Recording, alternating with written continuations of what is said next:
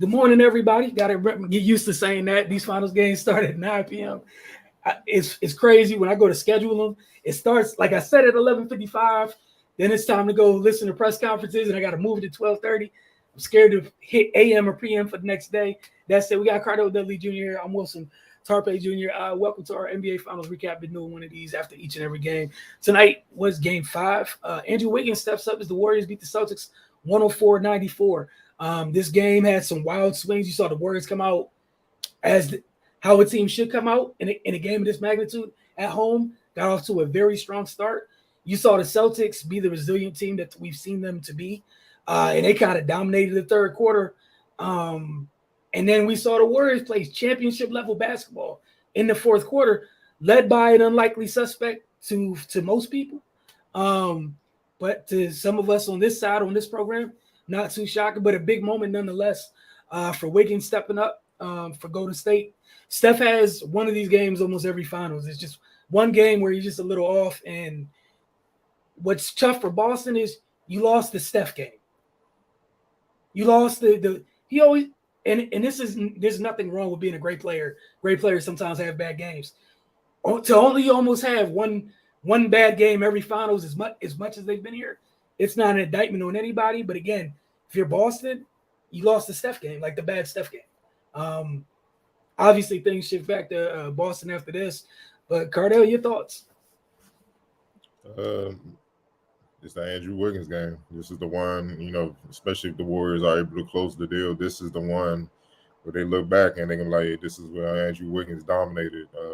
Boston couldn't guard him. He did a great job on Tatum.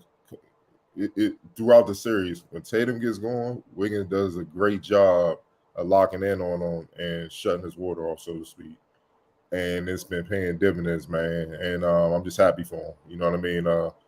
All the slander and stuff he's endured over the years and stuff like that, man. One more win away from officially for good shutting all that up. You know what I mean? And you can't just say, hey, he just rode Steph Curry's coattails and just got a ring and all those guys. It ain't like that. No, he's literally been the second best player on this Warriors team all season. That's why he was an all-star. And he's literally the last two games been the key player in these guys winning these last two games. Steve Kerr had a quote, for people that love to, slander him. I'm going to read it off just now in the post-game presser where they said, what's the difference between him and Minnesota? And a couple quotes. Steve Kerr said, it's a reminder that for almost every player in the NBA, circumstances are everything. Just need to find the right place, the right teammates, that kind of stuff. And Wiggins has been great, been a great fit. I don't know why it's hard for people not to understand. It's like if you work at a terrible job, terrible work environment, job you hate, it's gonna be tough for you to get up day after day and give your best. But you have to, compared to when you working at a place that you enjoy going to. The work environment is the best. It's positive. It's encouraging. They give you everything you need. The pay is great. I mean, that's what he's experiencing go to state, and now he's able to flourish and be good. And Wilson, we was talking about Wax before we got on. You said something great, like late in the game. He's still trying to play the team game. He had it going, trying to play the team game, and Clay gave it back. Like, no, go to work. That's what makes the Golden State Warriors in this era, this dynasty run, so special. Is their selflessness on top of being superstars. You know what I mean? And they just. That environment has just catapulted Wiggins, and the world gets to see why he was the number one pick. You've seen it because he can dominate games at the biggest stages and win it for you, and that's that. But on the Celtics side, this was a winnable game. You had the guy that you wanted to slow down, cold, ice cold, couldn't throw the rock in the ocean, and 7 for 22, and that's the things you get occasionally with Steph Curry, man. When you're a great shooter, you live by the three, you die by the three. 0 for 9, the greatest shooter ever. 0 for 9 from three, and even Wiggins was 0 for 6 from three, and that's pretty much the only negative for him tonight. But Boston gave it back. You know what I mean? 16 turnovers and missed 10 free throws. Can't do that on the road, man. It's tough because the Warriors, they didn't shoot well from deep, but they shot well from the field, and they only missed 2 free throws, and they didn't turn it over. They committed 6 turnovers.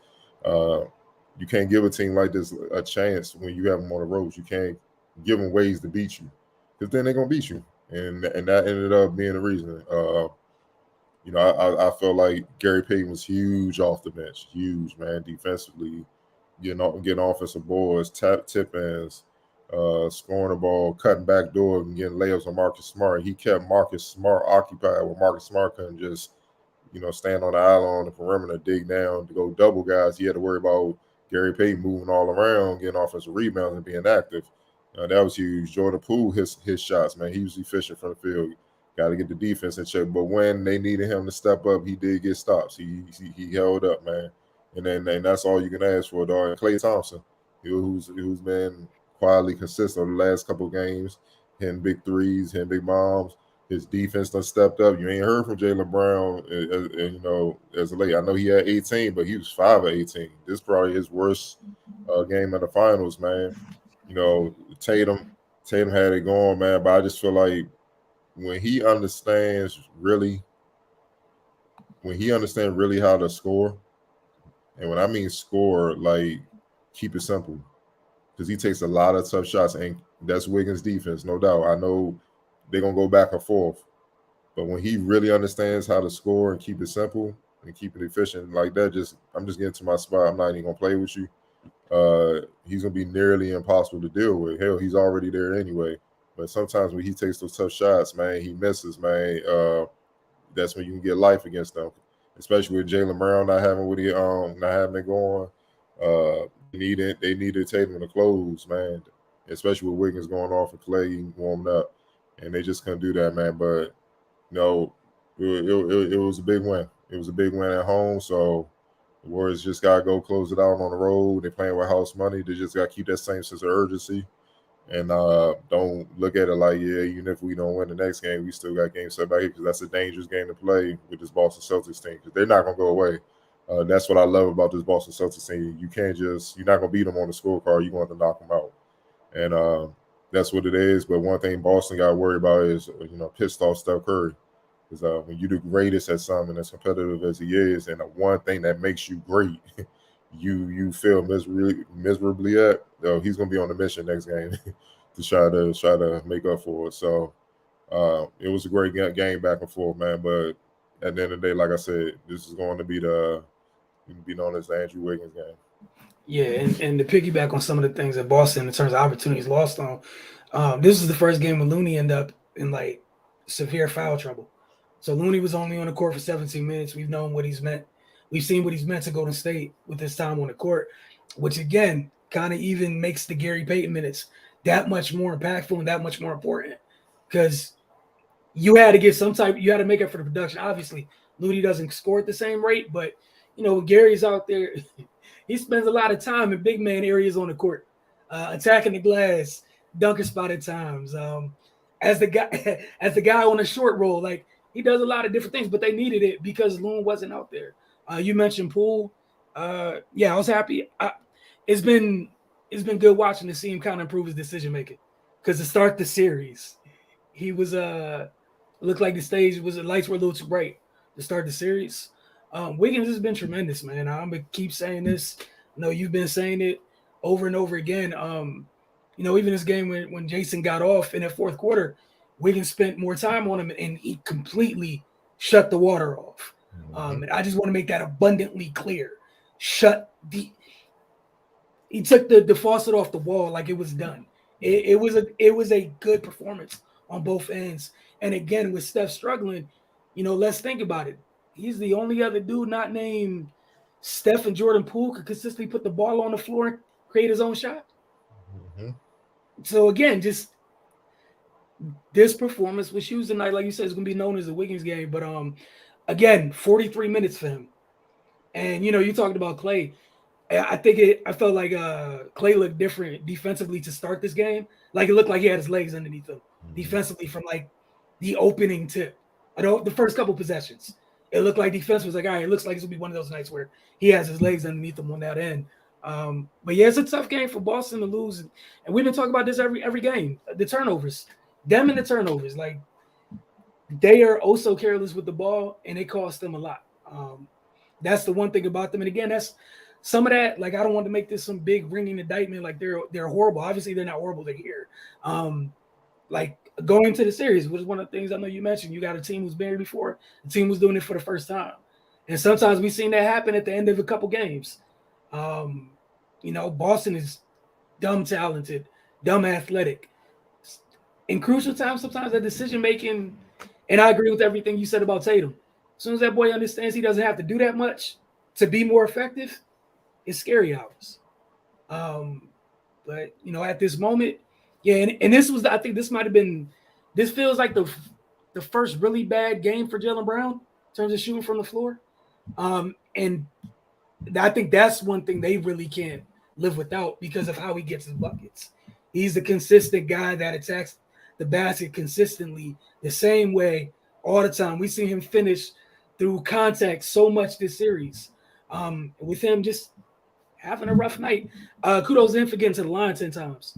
But him having a rough night shooting, it affected them. But I think you tweeted a little while ago, Game 6 is going to be tough.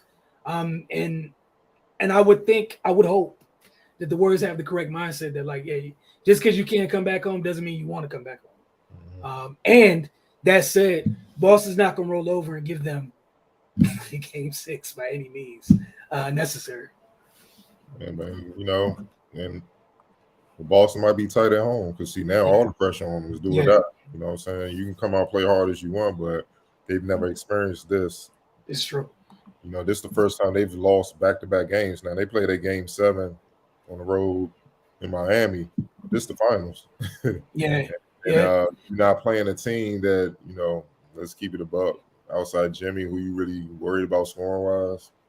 You playing against some guys that can put the ball in the hole, so it's a different animal. You know what I'm saying? And that's just what it is. And I think the Warriors are confident, and experience does play a factor. So they come out with a sense of urgency. They should be able to do what they need to do in Boston and close this out. And like I said, I'm looking at Steph.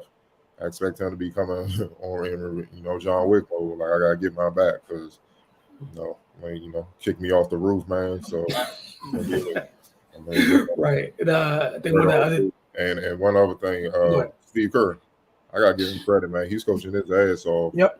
It's this narrative like Steve Kerr's not a great coach. He got great players. And I'm just like, well, what coach didn't win with, one without great players throughout NBA history? And every great coach did. But, even when guys are getting in foul trouble, certain things that the Boston are doing, he's subbing certain guys for those situations for a few minutes, and they're impacting things where it's forcing Udoka to have to adjust on his end once again, or it's impacting the game where it's favoring the Warriors, or it's buying the guys he want in time to get a quick breather, stay out of foul trouble, whatnot.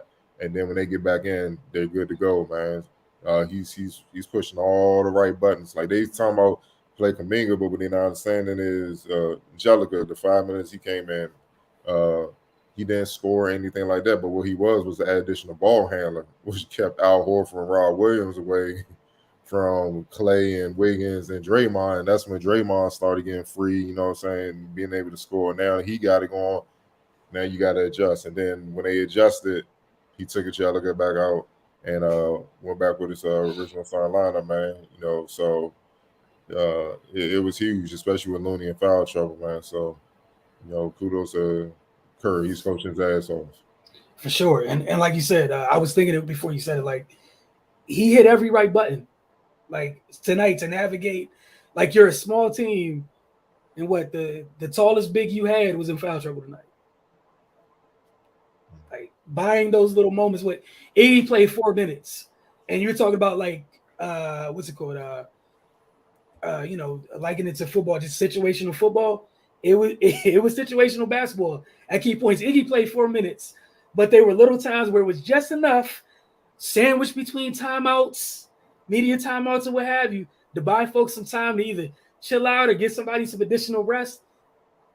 Right? It's been he's been great this series, and again, this all goes to the fact that their core has been here before.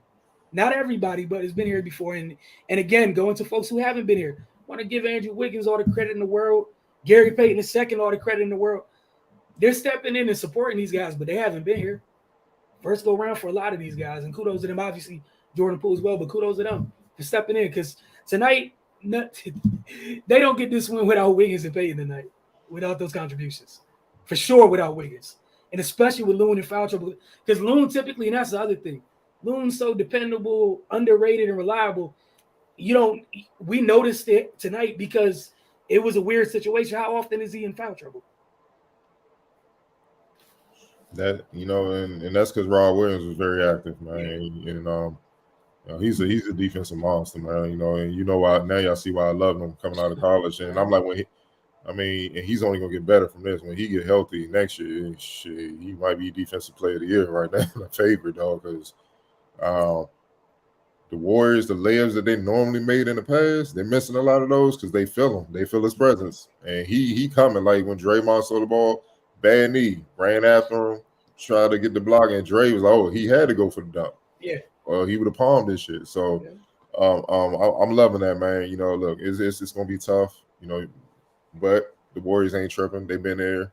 They already won in Boston, so they're not tripping. They know what the atmosphere is gonna be like. The key, the big key is Draymond got to bring it on the road. He's been okay at home. But he got to bring it on the road for sure. And Boston, he's been shaky, and they can't afford for him to be shaky next game. It's going to be interesting, man. It's going to be very interesting because Jaylen Brown, I don't expect him to be off like that. And I know Tatum will watch the tape and see where he left.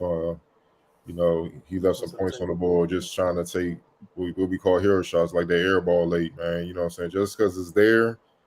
Late in the fourth, dead legs, and Wiggins make you work, you playing right into their hands, man. Get the ball, and sometimes, you don't need a ball. Get the ball up and just get to your spot. That's something Jordan did great. And I know he had Pippen and those guys, but still, he knew how to find ways to get to a spot without the ball and conserve energy by just being the efficient scorer that way, man. And that's the next step for Tatum. For sure, but it was a great game tonight. Again, shout out to Andrew Wiggins again. And with Rod Williams, one of the things I want to say, one of the things I've been impressed with this series and throughout the postseason, he's a very good passer. It's just just one of the things I've been impressed with through this series because a lot of times they hit him on a roll or whatever, and he's pinging the ball to the corners, making the right reads and whatnot. Just one of the things I was impressed with. So. Oh, they're NBA players, man. Like a lot of these guys have skill that they're just not required to use based on their role. You know what I'm saying? Like he's a finisher and a shot blocker, so he's not. You know what I mean? Like he's not really in the high post like that, man, unless he's coming to set a screen or whatnot. So, he probably could do a lot of things that people aren't aware of, man. You know what I'm saying? Like people probably don't know, like mid range, he has a jumper. They don't even expect that. But I've seen him in warm-ups when they about to play the Wizards. He's water from there. But that's just not his role. That's what Tatum and Brown operate, man. So you kind of got to make all that mesh and stuff. But don't be surprised next year you see him expand his game, and that's just what it is, man. So, look, the difference right now, you can kind of see it is the Warriors have figured some things out about them. And the thing is, they know how to close because they've done it constantly. Boston's trying to figure it out against a team that know how to do it. And that's why you got to get an edge to the Warriors. But the Warriors got to bring it because, just because Boston don't know how to close, don't mean that effort and energy and stuff won't be able to carry them to a win if the Warriors come and BS them. Right. So we'll see you guys. Next time we'll see you guys is for NBA Finals recap. I believe the Game 6 is on Thursday. Mm-hmm. Again, just for this program, then we'll see y'all Wednesday morning on the Focus TV when that drops on Roku channel. I'll see some of y'all tomorrow morning. For Mornings with the Focus, but for Cardell and myself, y'all have a great day since it's the morning.